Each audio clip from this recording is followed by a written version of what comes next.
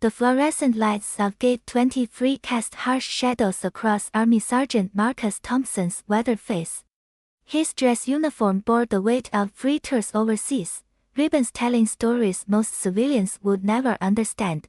The Bronze Star caught the light as he adjusted his duffel bag, fatigue evident in every movement. Fellow travelers glanced respectfully at his military bearing, some nodding in silent appreciation.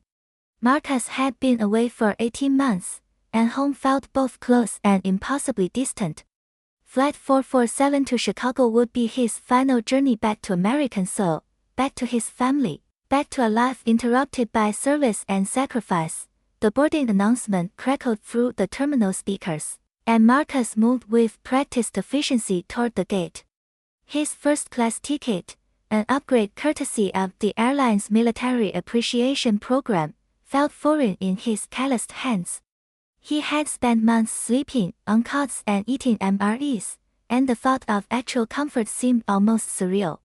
As passengers filed aboard, Marcus found his seat in 2A, carefully stowing his bag in the overhead compartment. The flight attendant, Sarah Chen, watched him with narrowed eyes, her smile artificial and cold. She moved past him without the warm greeting she had offered other first-class passengers, her body language radiating disapproval that Marcus tried to ignore. 20 minutes into the flight, Marcus pressed the call button, his throat parched from the dry cabin air. Sarah approached with visible reluctance, her professional mask slipping to reveal something darker underneath. "What do you need?" she asked curtly, her tone sharp enough to cut glass. Marcus maintained his composure, years of military discipline keeping his voice steady and respectful.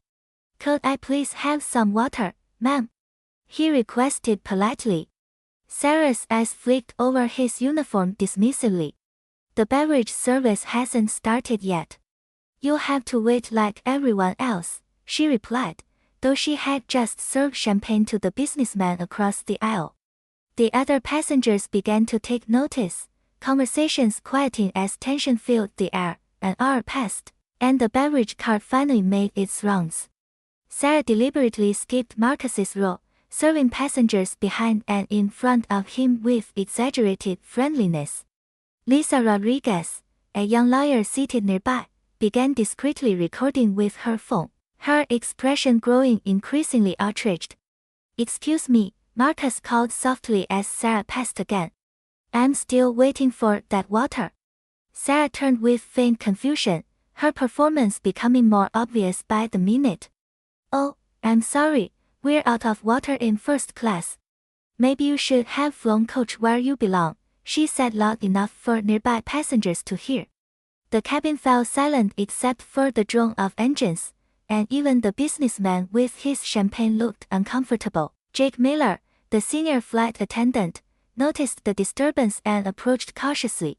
He had worked for the airline for 15 years and recognized trouble brewing. "Is there a problem here?" he asked, glancing between Sarah and Marcus. Before Marcus could respond, Sarah launched into a fabricated story about difficult passengers and unreasonable demands. Her words dripped with barely concealed racism, painting Marcus as aggressive and entitled despite his calm demeanor. Jake looked uncertain, torn between backing his colleague and addressing what appeared to be obvious discrimination. The tension in the cabin reached a breaking point, with passengers shifting uncomfortably and whispering among themselves about the injustice unfolding before their eyes. The cockpit door opened with a decisive click, and Captain David Hayes emerged in his crisp uniform, his silver wings gleaming under the cabin lights. He was a man who commanded respect through presence alone, his gray hair and steady gaze reflecting decades of aviation experience. Hayes surveyed the scene with the analytical mind of someone accustomed to handling crises at 30,000 feet. He had overheard enough of the commotion to understand what was happening, and his jaw tightened with controlled anger. "What seems to be the issue here?" he asked, his voice carrying the authority of someone who would accept nothing but the truth. Sarah began to repeat her story, but Hayes raised a hand to silence her, his attention focused entirely on Marcus. The captain studied Marcus's uniform more carefully, his eyes stopping at the distinctive unit patch and combat ribbons. Recognition dawned across Hayes's features like sunrise breaking over mountains. "Sergeant Thompson," he said with growing amazement, "82nd Airborne, 3rd Brigade." Marcus straightened instinctively, surprised to be recognized. "Yes, sir, that's correct." Hayes's expression transformed completely, respect and admiration replacing his earlier concern. He had served as a military pilot before joining commercial aviation and knew the significance of Marcus's decorations. The Bronze Star, the Combat Infantry Badge, the deployment patches told a story of courage and sacrifice that demanded recognition, not discrimination. Captain Hayes reached for the aircraft's intercom system, his decision made without hesitation. The familiar chime echoed through the cabin as his voice filled every corner of the plane. "Ladies and gentlemen, this is your captain speaking. I want to draw your attention to Sergeant Marcus Thompson, seated in 2A. This man has just returned from his 3rd combat deployment, serving our country with distinction in Afghanistan. He has been awarded the Bronze Star for valor and has spent the last 18 months defending the freedoms we all enjoy." The cabin erupted in spontaneous applause, passengers rising to their feet in a standing ovation that seemed to shake the aircraft itself. Sarah's face went pale as she realized the magnitude of her mistake. Hayes continued over the applause, his voice thick with emotion. "Unfortunately, Sergeant Thompson has been subjected to discriminatory treatment by a member of our crew today. This behavior is absolutely unacceptable and does not represent the values of our airline or our country." He looked directly at Sarah, his disappointment evident. "Sarah Chen, you are hereby suspended from duty and will be removed from service upon our arrival in Chicago. Security will be waiting to escort you off this aircraft." Sarah opened her mouth to protest, but the captain's steely gaze silenced her immediately.